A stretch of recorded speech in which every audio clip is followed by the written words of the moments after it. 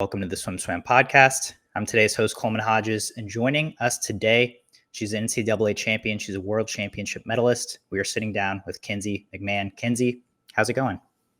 As well as one would expect. Thank you for the opportunity to be able to speak and for the invitation to be on here today.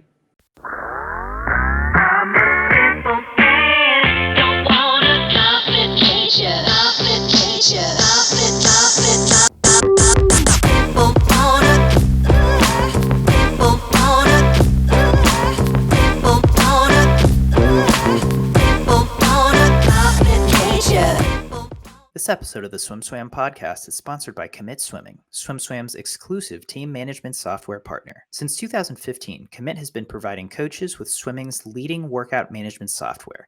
And now, Commit has team management software too. Commit wants to help you make the switch from Team Unify to a simpler, more powerful solution. Their onboarding and customer service team will walk you through every step of the way. Check them out at commitswimming.com to book your demo today. That's COMMIT swimming.com. I'm going to read an excerpt from a recent SwimSwam article to start off this podcast.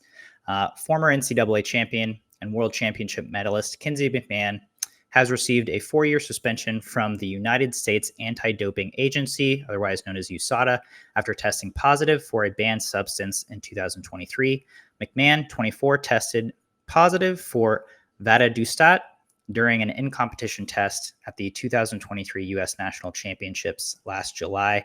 She and USADA mutually agreed to delay the arbitration hearing while she remained provisionally suspended to give her an opportunity to investigate the source of the positive test. The hearing was held on May 2nd, 2024, where an arbitrator determined that McMahon would receive the 4-year sanction. So that's a lot to take in. It was certainly, I think it was a shock to everyone when the news was broken. I'm guessing it was a shock to you as well. And when you initially found out that you had this positive test, can you just, I know it's been a very long process, but can you give us your perspective on, from when you got the news that you had tested positive until kind of, this May when you got the ultimate news that you had been handed a 4-year suspension? Mm-hmm. So looking back at July of last year, I just come back from Indianapolis competing at World Team Trials. I had an in-competition test on the last day after the 1500. Nothing out of the ordinary. I've been tested in competition, out of competition, at 11 p.m., at 5 a.m., on the way to class, after practice, you name it. Anyone who's in the testing pool knows that they can come anytime, anywhere. And I have been in the testing pool and been tested since 2018. So in July, I didn't think anything weird of the test. I got home, got back into training, and then on July 5th, I had another at-home test. Again, nothing out of the ordinary. I thought it was pretty close, but they can do random at-home tests whenever. So I had a test on July 5th, and then I received a phone call from a random number on July 7th. I almost didn't answer it. We get spam calls all the time, but something told me to answer the phone call, and it was from a USADA representative. And I thought I was getting tested again. I was like, 3 times in 1 week. Like, that's weird, but it wasn't. That was the phone call that changed everything. It was a phone call that lasted less than 2 minutes. He had asked if I had ever heard of Vadadustat, if I had ever taken it. I didn't know what he was talking about. I had no idea how to spell it, what he was saying. He said, you're going to receive a letter and let us know what you want to do moving forward. But you have X amount of days to tell us, and hung up the phone, and that was it. It was a Friday evening. My heart fell out of my chest. I was crying. I called my coaches. I called my parents. I had no idea what was happening. And again, because it's a Friday night, what can you do? Who can you call? Nobody's working. It's done. And so I received the letter saying that I had tested positive for an estimate of 0.05 nanograms, which that number also meant nothing to me. That's testing to the billionth. And so someone eventually explained to me later that it's the equivalent of a salt shaker in an Olympic-sized pool. And so from there, after finally being able to get the words out to my parents and my coaches about the phone call that I had received. I was connected with the USOPC, immediately offered the different like the different things that you can do when you're in this position. I applied for legal aid. They got me connected with a legal team, and they got me connected with mental health resources. From there, it was a lot of just trying to figure out the how and the why. Um, there were several weeks where I swam in a community pool by myself because I was like, I know I didn't take Vadadustat. Like, they'll test my B sample, we'll be good to go. I finally heard back that the results were the same. It's the same test, same lab, but from there, just tried to figure it out from there with my legal team about any possible scenario that this could have happened, this contamination could have happened, why my test could have showed up positive. And so it's been a really long journey trying to navigate that. I'm still trying to figure it out. I'm still trying to look for answers, but that's where it all started, and here we are now. Yeah. Yeah. Again, just appreciate hearing your perspective and your side of that story. So you just want to get the timeline straight here. So you agreed to delay the arbitration hearing. So you were provisionally suspended, and that gave you an opportunity to investigate the source of the positive test. Did you find anything through this investigation, either conclusive or inconclusive, about how this drug might have ended up in your system, or why this test might have ended up positive, especially for Vadadustat? To give some context on Vadadustat, Vadadustat is described by USADA as a non-specified substance in the category of peptide hormones, growth factors, related substances, and mimetics, and is prohibited under USADA, the U.S. Olympic Committee, and World Aquatics doping control rules. Vadadustat is sold under the brand name Vafseo and used as a medication used for the treatment of symptomatic anemia associated with chronic kidney disease.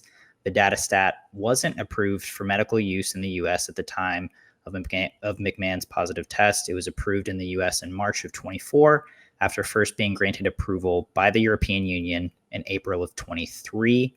Again, just giving context to that. So, sorry, back to the question: did this investigation that you conducted with your legal team turn up anything that gave you either evidence or even gave you comfort of, oh, this is why this happened? No, I've had no comfort.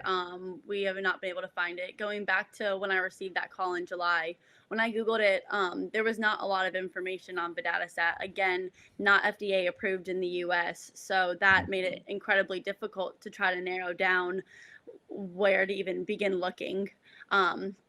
We tested any supplement, any hydration drink that I maybe could have come into contact with that I did consume during that time. Everything came back clean. So everything that was in my control as far as the things that I was putting in my body, they all came back clean. I was traveling. I was at a competition. I flew to the meet. I stayed in a hotel. I was only there with one other teammate and my coach. So. And what competition was that, and where was it? This was World Team Trials in Indianapolis last June into July 1st. And so we weren't with a big team. We didn't do team meals. So, we're eating out at restaurants, Whole Foods, buffet bar, DoorDash, coffee shops. There's so many different things that go into meets. Everyone who swims knows how much you're doing, how much you're moving around, how many people you interact with. And that was really difficult to try to track. I couldn't go back to the restaurants to test food. It wasn't easy to retrace steps because I wasn't in my normal training environment. I wasn't in my home. There was just no answers about where to look. And so part of why I continue to share my story is that I am still looking for those answers. I am still trying to figure out how my test showed positive. I'm still trying to figure out how this happened to me. And I will say that I am going to continue saying how this happened to me, because I know that I didn't take Vadadustat. Right. And it seems like it would be hard to get a hold of in the United States anyway. Again, as you said, the competition you were at was in the United States. And I think it's worth noting as well that that competition, the team trials, is a closed event. Non-US athletes do not compete at that event. So during this time of you're conducting your own investigation, where are you at? Where were you at with your swimming? Were you swimming on your own? Had you completely stopped? And did you have any kind of idea in mind of how you wanted to approach competition, if that was going to be an option for you at some point in the future? I was incredibly hopeful, especially in the beginning of the process, knowing that I didn't do this, and trusting that the process would show that I didn't take anything.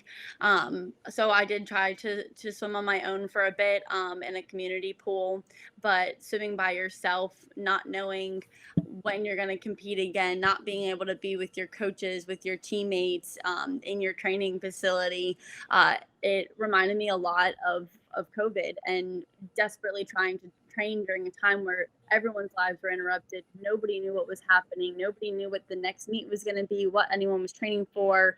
And it felt very similar to that. And I really struggled. Um, I had tear-filled goggles half the times when I was swimming, and no one was making me swim it. No one was allowed to make me swim. I was swimming because I love this sport, and I had full belief in the process that we were going to be able to figure out what went wrong, and I would be able to get back into the water. When you all had reached out in September, and I said I took a pause on swimming. After several weeks of trying to swim, I knew that it was not going to be good for me mentally, because this process was going to take a lot longer than I could have imagined it was going to. And so I started to pursue other things, while also continuing to fight, to prove that I am an innocent athlete, and that I was hoping to be able to get back in the water. I also learned by September that the way the timeline was going to work was that I probably wasn't going to be able to swim at Olympic trials, but I was incredibly hopeful that we would figure out answers, and that I'd be back in the water not too far after. Mm-hmm. So I guess where does that stand now with your swimming? Have you gotten back in the water at all? I know the enhanced games offered you a spot. I'm actually curious because did you ever respond to that invitation one way or the other, and I guess in the moment, or just do you have a feeling on that invitation? I have not responded. I do know that someone lied on a comment saying that I responded. I did not acknowledge any of their posts, any of their messages, and I will not be participating in the enhanced games. As I wrote in my statement, I really do care about what I put into my body, about how I treat my body. I eat clean. I live a clean lifestyle, and so that's not for me. Mm-hmm. Are you back in the water now in any sort of capacity? No, it's incredibly difficult mentally. I mean, everyone knows swimming is a really hard sport when everything's going well. And I haven't touched the water. I've gone onto the land side of things as far as working out. I'm really into spin classes. Starting to get into running, even though I'm dreading that. But just finding new ways to work out and move my body in a way that doesn't feel like it's mentally draining me every time I go in for a workout, which swimming definitely was getting to that point, because I love the sport, but the main things I love about the sport are the people that I get to do it with. And when you're in my position, you don't get to do your sport with the people that you love and that push you to be your best. It's also worth noting, I think, to our audience and to anyone listening, that Kensey's primary events are the mile and open water. Anything long distance. So I think training for those by yourself is an entirely different ball game than training for maybe a 50 or 100 freestyle by yourself. So just having gone through this whole process now, what are your feelings on how this process was presented to you and was dealt with for you? And is there anything that you might change or would want to see change in the future for someone who was in your position, especially just specifically with how USADA handled it? I first want to say I'm very thankful for my legal team and for the very, very small circle that knew and were trying to help me figure this out. Um, but I have spoken with the CEO of USADA, Travis Tygart, and he did give me permission to share that conversation. And it is time for change, because I want to make it incredibly clear. I do believe in what USADA and WADA are doing. I do believe in clean sport. However, the way that the current WADA codes are written for non-threshold substances, which my test was a non-threshold substance, I think that needs to be looked at, because the immediate and the long-term punishments for non-threshold substances is incredibly severe. And I know that I did not take Vadadustat, and yet I'm given one of the lengthiest sentences of 4 years, not being able to do a sport that all my results, all my love for came from hard work, dedication, and patience. Can you tell me about a little more about that conversation with Travis Tygart, who's the CEO of USADA? Not necessarily, the specifics of what was said, but just how you came into that conversation feeling versus how you came out of it. He called me after it was posted publicly, and he first was incredibly sincere and showed a lot of empathy towards my situation. He also asked if I would be willing to help with whatever we can do moving forward. And I don't know what those steps look like, but on my Instagram post, I did say that I am willing to help, because I know that I'm not the first athlete that this has happened to, and I'm not going to be the last athlete. And while it breaks my heart for myself not being able to do the sport that I love, I don't want this to continue to happen to other athletes. And so I am thankful that he called, and I hope that I can continue to voice my story and be able to advocate for other athletes. Yeah. So it's curious. Travis Tygart was just in the news a lot a couple months ago because of the news that came out of China and the doping situation that was brought to light, covered up and then brought to light. I'm curious if he mentioned that to you at all, in any sort of context, or if that having heard about that made you feel any sort of way toward your own situation. He did not talk about that with me. I actually haven't talked about that situation with anyone. I will say that my outlook is definitely different on all things anti-doping now. I really don't have an opinion, in the sense that I wasn't with them. I don't know if there was contamination. I don't know um, how the process went for them. I don't know if they were taking things knowingly, or if someone else was giving things to them and they were not aware. I really have no idea what their situation was. However, I do know that I was banned immediately. I was not allowed to compete from the minute I got that phone call, and that was not the case for them. So I do have a lot of frustration in that sense. I appreciate hearing that. That is a little chilling, right? And I think that was what everyone was really surprised by when the news about China came out, was how the situation was handled, and not even necessarily what was in the athletes' systems and how it had gotten there. But yeah, it seems like these two situations were handled very differently. Very much. Yeah, which I could certainly understand is frustrating. But I also appreciate hearing that perspective of you don't know what's going on with the athletes. You don't know how they got to be in that situation. I think that's something that often just we as humans lose sight of, is that you never quite know what's going on with someone, or how they got to be in the position that in this specific case that we as SwimSwam are reporting on. And so it's great to hear that level of empathy as well. And I think that people are incredibly quick to judge. I've 100% been quick to judge, hearing some other situations before. But knowing that I did not take any kind of performance enhancing drug, knowing that I do believe in clean sport and that I truly did everything I possibly could have ever since I first learned about USADA and how testing works back in 2016 at my first junior national team camp, and how you had to give 90 milliliters and what Glovodrill was. I was really well educated.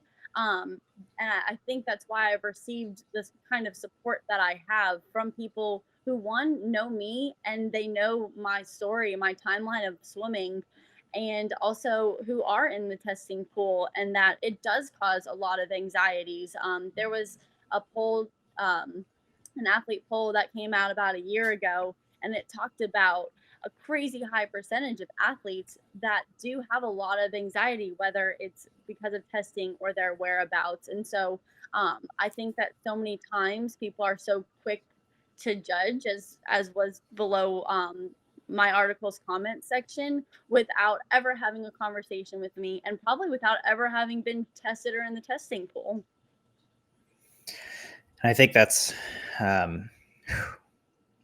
yes, I really appreciate, again, you giving this perspective, because I think it is important for a lot of people to hear and realize how quick they are to judge sometimes. Because I think that's something that non-athletes, or even, athletes who are at a certain level, but maybe not at the level that you've competed at for years and years, is the rigorous amount of testing that is done by USADA. I mean, can you give us a layout of that? Mm-hmm. During your junior years, during your college years, how often would you have to be tested, and how making your whereabouts known? How often does that happen? So I was first tested in competition at Open Water Nationals back in Tempe, Arizona, in 2018, and that was my first time being tested. My mom was there with me.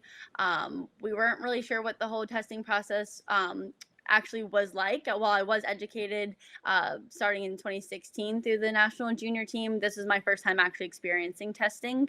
And then from there, my swims continued to get better. My times continued to get better. I was on the national junior team for 3 years, followed by the senior national team for 5 years. And I've had dozens and dozens of in competition and at home tests.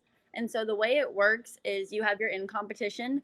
That's when they randomly will select athletes after a race.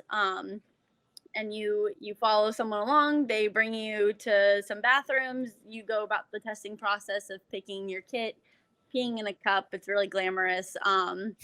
Signing all of the paperwork, and then there's random at-home testing. And so every single quarter of the year, athletes that are in the pool have to put where they're going to be 24/7. I would put every class that I was going to, every practice, any kind of meetings that I would have, my work schedule. I'm still putting this information into this day. You also have to give a 1 hour window of where you're going to be, that they can show up in that window, and you have to be there. But they can also show up on a Saturday when you're at a football game, and you have to leave the football game and you go and get tested if you get called. They can come anytime, anywhere. Like I said at the beginning of this, I've been tested as early as 5 a.m. before practice and as late as like 10 or 11 p.m. And so you have to be on alert all the time, ready to be tested.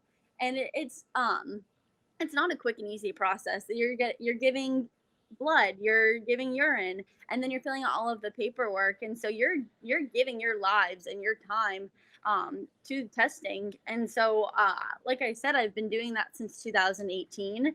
And it is a stressful process. There are athletes who maybe they forgot to update that they were traveling and they missed a test, or they something came up in their schedule. They're at dinner with friends and they have to leave. It is an incredibly stressful and time consuming process.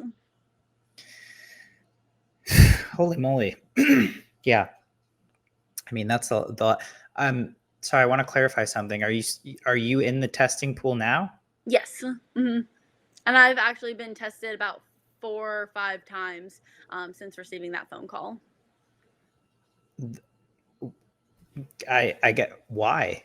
I mean, like at this point, what's the purpose for you? I think it was because we were still going about my investigation, trying to figure out where it came from. It also has to do with world rankings about when you're still in the pool. So I think moving forward, probably within however the next many months, I'll probably not be in the testing pool anymore as far as having to constantly update, but I can still be tested at any time. So hopefully that gives our audience and listeners some perspective on the how intense this process is, and certainly how serious specifically USADA and the athletes involved in USADA and sport take this. Um, yeah, wow. So you posted once the court made their verdict, you posted about it on your Instagram. I think you got a lot of support from your fellow swimmers on that post. Can you talk about what that support has meant to you, and if you've gotten support, or if swimmers have reached out, other than just publicly on social media? The pouring in of support has been overwhelming in a really good way. I'm incredibly thankful for everyone who's reached out to me because this past year has felt very isolating, and there have been a lot of really dark days that very, very few people in my life knew. And while they gave everything they had to pour into me, the circle was so small. And so to be able to go public with it finally, and to receive the support that I did from other very elite swimmers, from friends, from the whole swimming community that did comment and who called me and direct messaged me. Um, Again, I say it was overwhelming and in such a positive way because I think one, those people have been following my swimming since I was really young. Since I got my first summer junior cut when I was in 8th grade, they've been a part of my journey. They know me, and they're a lot of them are also a part of the testing pool, are a part of the chaos that I just described of how exhausting it is, and how important it is, but that it is stressful and it is time consuming. And I think that the combination of that, um, it really meant the world to me that people were reaching out, both publicly and privately.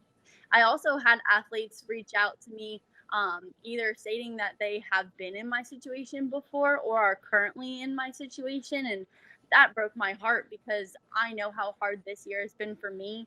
And I know the truth that I didn't take Vadadustat, and yet I'm still in this position. And that it's happening to other athletes too is heartbreaking because um, I'm not the only one, and I won't be the last one either. So I received those messages as well. Did I mean that's good to hear that you can be overwhelmed in a positive way throughout this process. I'm wondering if making this news public and kind of that there's no more to be done in a sense, in terms of that, has that lifted a weight in a way, or just did you feel like life was on pause while you were going through this process, and now you are able to move forward, if even if that means a very real grieving process? I think that it definitely, I do have a weight off of my shoulders because I am an open book. I do love being transparent in my conversations with people. And so many times I was asked this last year, "Oh, are you going to get back into swimming? Like, how are you?" And not being able to talk about that is very difficult because I want to be able to share how I've been able to navigate this last year. And that's the one thing we talked about. People are so quick to judge, and people can say incredibly hateful things. One thing is, people don't know what I went through this last year, and I would like to just advocate to the public, to your listeners, that you never know what people are dealing with behind closed doors.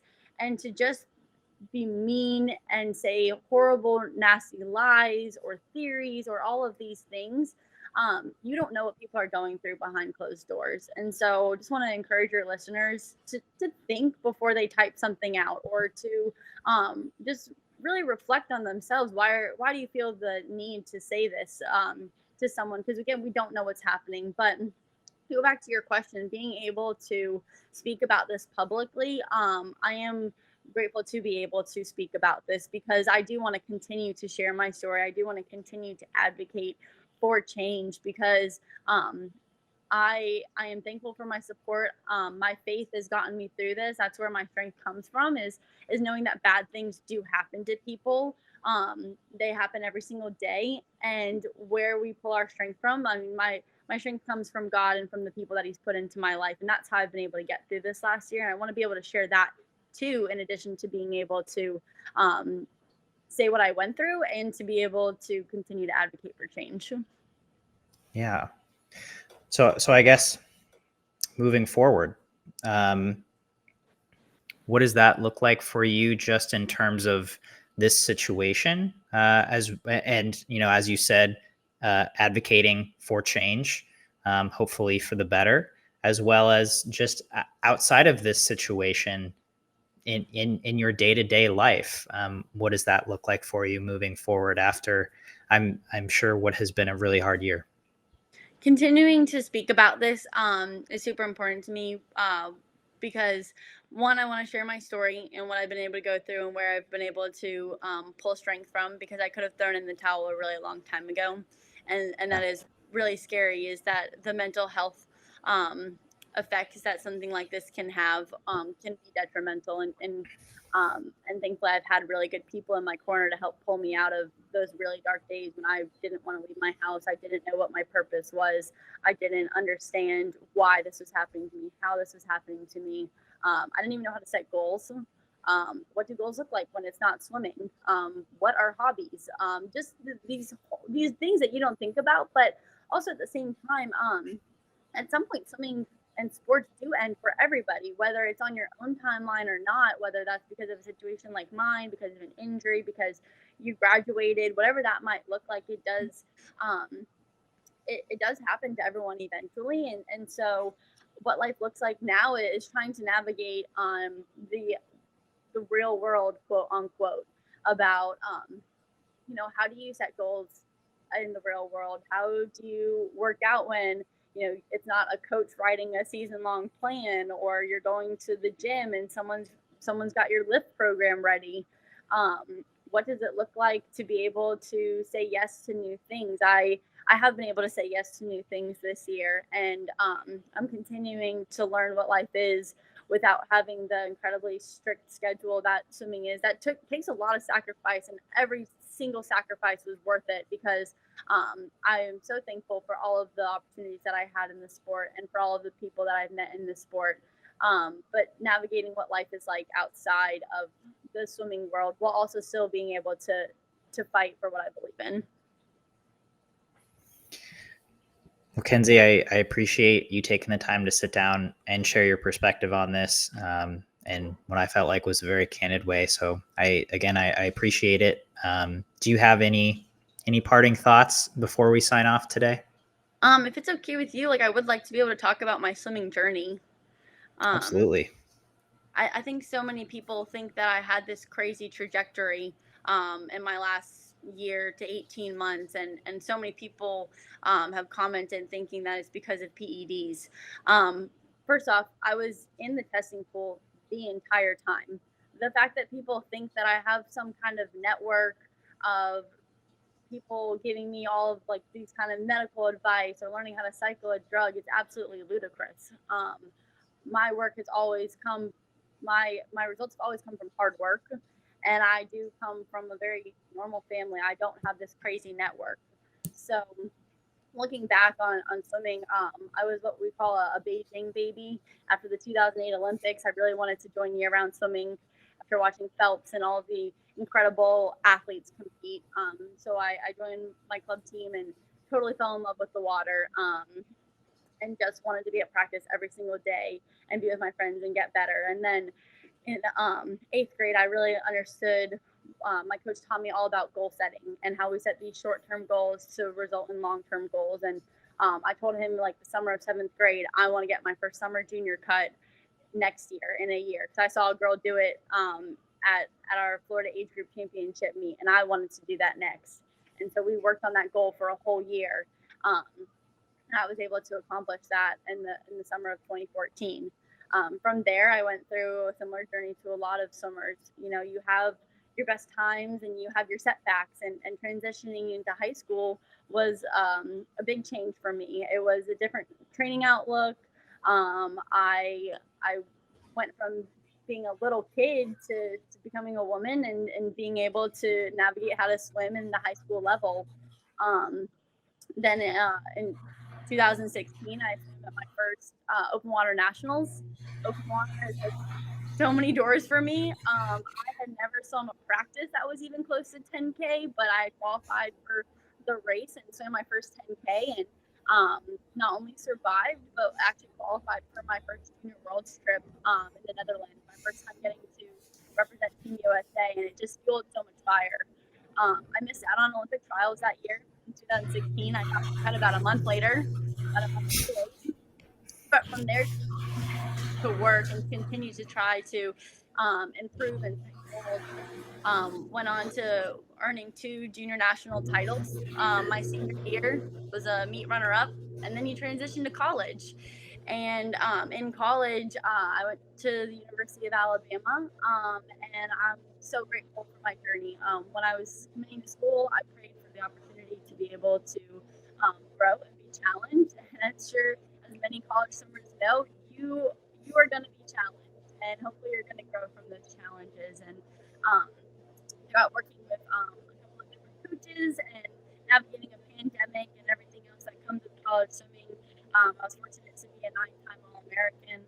I earned a podium position every single year at NCAA's in the mile, a couple of years in the 500.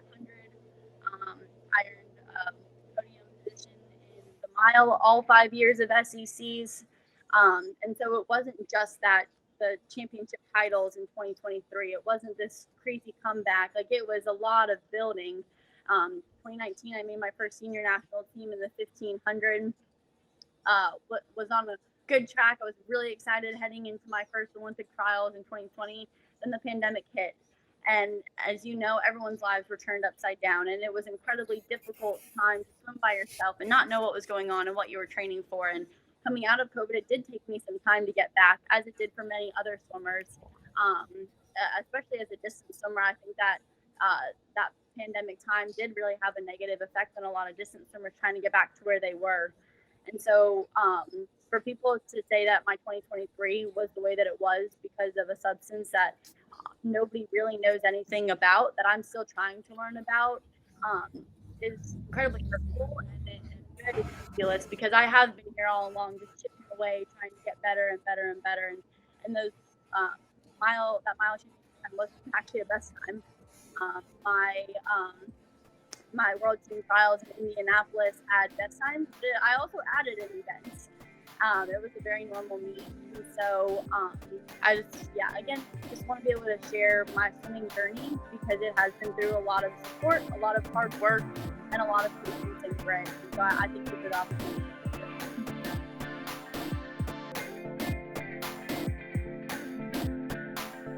You've been listening to the SwimSwam podcast. Stay tuned for new episodes every week.